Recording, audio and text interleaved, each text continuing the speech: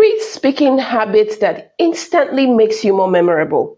So a couple years ago, I read this somewhere and it has actually never left me. It says, people won't remember every word you said, but they remember how you made them feel. And I've never forgotten that. If you want to stick to people's minds long after you're done experiencing them or communicating with them, or you want to stay memorable, you would want to try this three speaking habits that I'm going to be sharing with you in this video that will keep you memorable for a very, very, very long time.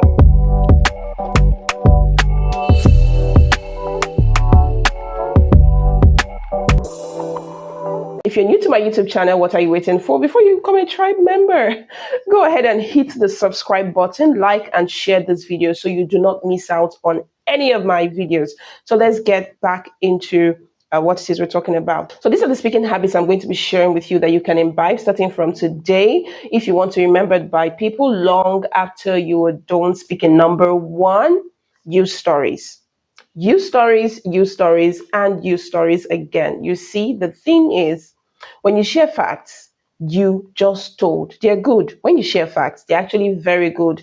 I am one that advises people to use facts. If you want to start a speech, it's okay to use facts. It's cool. I can say 57% of people living in Nigeria are confident speakers, including you. That's a fact. It tells. Facts tell. But stories sell. So what if I say, over the last couple of years, okay, that's the fact. I'm trying to say facts. Let me start with, just last week, I attended an event in Lagos, and one of the speakers walked up to me and he held out a check and he told me to just write in any amount that I want.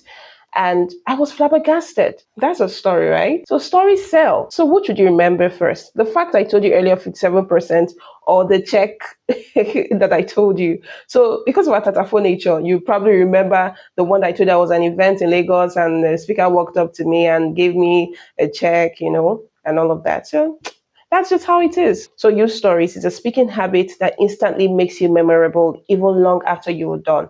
Number two speaking habit you want to imbibe is pause.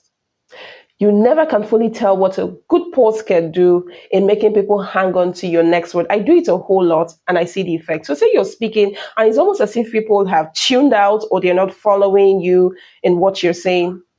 Pause. Just pause. Land on the next big thing that you want to say. And the third thing I would say is always end with a punchline. Goodness, I always love my endings. I love my endings more than my beginnings. Whether I'm on air or on television or in front of people speaking, I love the last thing I say. It's like dopamine for me, adrenaline for me. It's the sweetest part of everything. So always end with a punchline. And your punchline must not necessarily be a joke, but good enough to catch the attention of the people you're speaking to. Catch enough final sentence that just wraps up the entire, conversation you've been having. Just like a beautiful bow ribbon. So let your punchline always come off as that one thing they don't want to miss.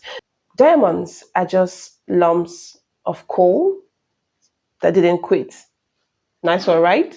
So make sure you stay memorable with your punch lines, right? Of all the three things, I really love the speaking habit of a punchline. It just helps people feel something that is worth remembering long after you are done speaking. So there you have it. 3 speaking habits that you want to imbibe going forward if you want to be remembered by people long after you are done speaking with them. Catch me in my next video. You definitely don't want to miss that. Make sure you like, share, and subscribe to this YouTube channel. Bye.